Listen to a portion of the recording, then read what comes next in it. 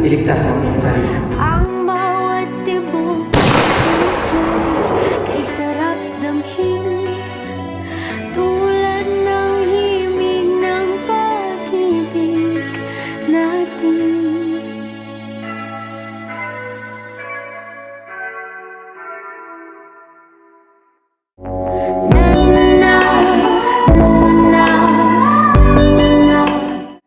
Ang kapalaran ay parang apoy.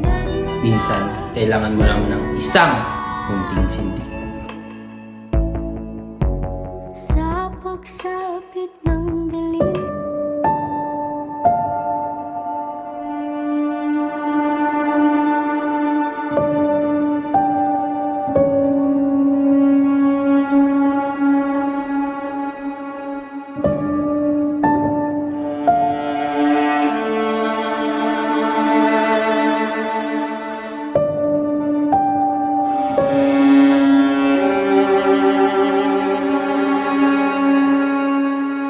Oh, Don Simon. Ang tanyag na alahero ng Cuba. Ang tao raw na kayang baguhin ang kapalaran ng isang tao ng sinumang bumili ng kanyang alahas. Ang kapalaran ay parang apoy. Minsan, kailangan mo lang ng isang munting sindi. Kung ako lang ang masusunod, ay matagal nang maayos ang ilog na ito. Ang problema? Katamaran. Tama, pero ito'y dapat hawak ng komisyon. Ito'y hindi basta-basta. Komisyon? Naku, Don Custodio. Kung kayo ang mamumuno, baka gumalaw pa to ng onte. Mga Ginoo, baka pwede naman magsimula na tayo sa datos, hindi puro chismis. Hindi uusad ang ilog kung puro lang tayo salita. Senyora Ruiz, hindi naman kailangan maging komplikado. Hindi komplikadong magsaliksik, Ben. Mahirap naman kung wala kang batayan. Ay, Diyos ko, habang pinag-uusapan ninyong ilog, ako'y naghihirap. Hindi pa rin yun nahanap ang mahal kong Tiburcio? Doña Victorina, tutulungan kitang maghain ng ulat tungkol sa pagkawala niya. Pero ngayon, mas unangin muna natin itong mas malaking suliranin. Mas malaki pa sa buhay ko? Kayo, Don Simon, mukhang malalim ang iyong iniisip. Kayo ba, anong nakikita mong solusyon sa ilog? Ang bayan ay hindi sumusulong sa daldal. Kung ayaw ninyong umusad ang bansa, huwag kayong umasa na uusad ang ilog. Don Simon, ang tanyag na alahero ng Cuba. Medyo mabigat yun, Don Simon. Ngunit totoo, at ng panahon ng may gumawa, hindi puro argumento. Ay basta, kung may kikilos man dito, siguraduhin yung kasamang paghahanap sa Tiburcio ko. Baka naman nagtatago lang sa ilalim ng kubyerta. Huwag mag-alala, Donya. Sa paglalakbay na ito, marami pang mabubunyag. Higit pa sa inaasahan ninyo.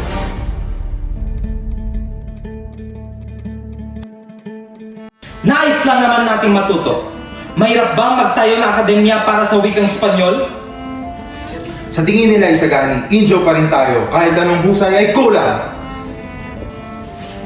May desisyon na si Don Custodio. Hindi mo naman alam ang pangarap ng kabataan dahil hindi mo kailangang pangarap maging malaya.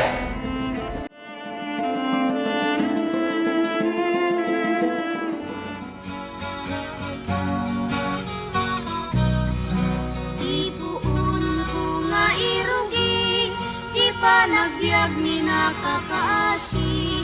Anak na kamay sa anak ubre, may palpalan. Kabesang Tales, sa utos ng aming mga orden, ang lupang ito ay opisyal ng sakop ng simbahan. Kailangan mo nang lumipat. Pinana ay anak ko at Akin ang lupang ito. Minana ko to, sama ko. Hindi kayo nagtanim, hindi kayo nag-alaro. Bakit nyo kunin ang lupang ito? Dahil may karapatan kami at papeles. Ikaw, may dokumento ka ba? Sumunod ka na lang, Tales. Iwas gulo. Tama na po, huwag na tayong lumaban, baka tayo pa'y masaktan. Julie, kailangan nating lumaban. Ano pang matitira sa atin, lahat kinuha na nila. Hindi to tama, hindi to makatarungan. Kailangan may gawin.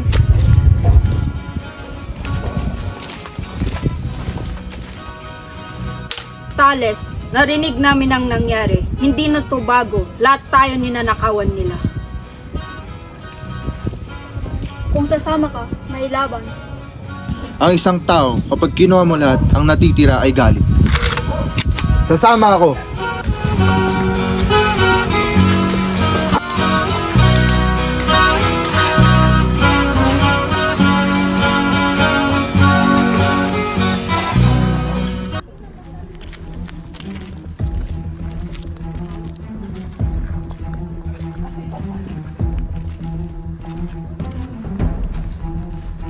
Ikaw, tumigil ka dyan. Ako po ba? Kapina, anong ginagawa mo dito? Baka nagbabalak ka. Hindi po ako nagbabalak. Galing po akong paaralan. Estudyante, sa tingin mo maliligtas ka ng batas dahil may libro ka? Maawa po kayo. Gusto ko lang pong umuwi. Wala po akong kasalanan.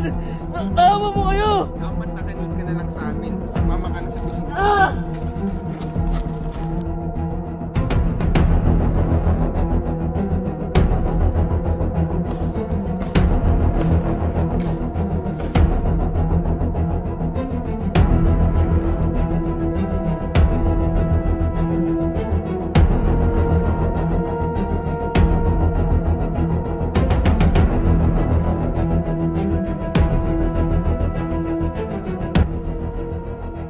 Basilio, Don Simon, bakit po kayo nandito? narinig ko ang nangyari. Inapikan nila kahit wala ka namang ginagawa. Hindi ko po maintindihan. Nag-aaral po ako. Nagtitiis. Pero bakit ganito pa rin? Dahil hindi sapat ang pag-aral sa sistemang bulok. Sumama ka sa akin. Pabagsakin natin sila. Revolusyon? Hindi ito paghiganti lamang. Ito ay hustisya. Kung ito ang tanging daan, sasama ako.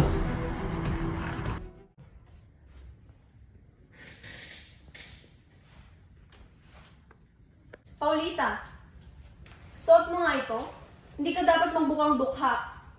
Lalo na si Juanitong magpapangasawa mo.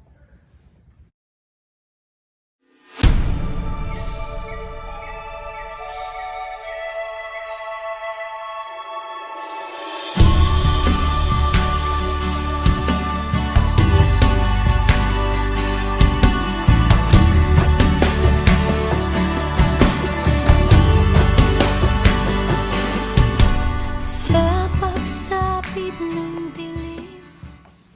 Paulita, narinig ko ang balita. Totoo ba?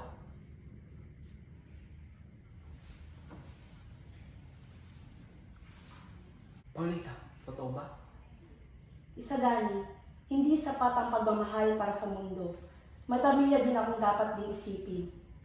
Hindi ko kayang mawala ka. At hindi ko kaya mabuhay sa mundo. Ako'y naghihintay pa rin sa iyong maagang pagdating. Mahal kita, pero hindi ako sapat sa pakikibakang pinasok mo. Napabalisa pag di ka kapiling. Paalam sa dami. Bawat sandali mahalaga sa atin.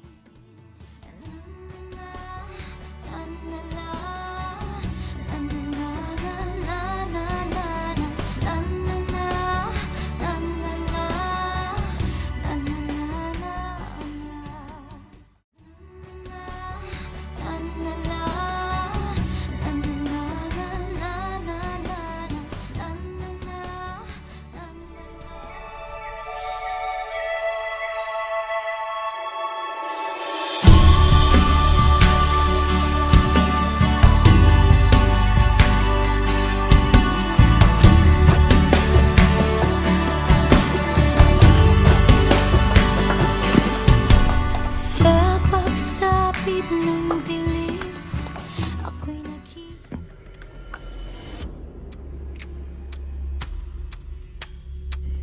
Don Simon, handa na kami. Sa huling nota kami yata kayo. Ito na ang simula ng pagbulusok nila.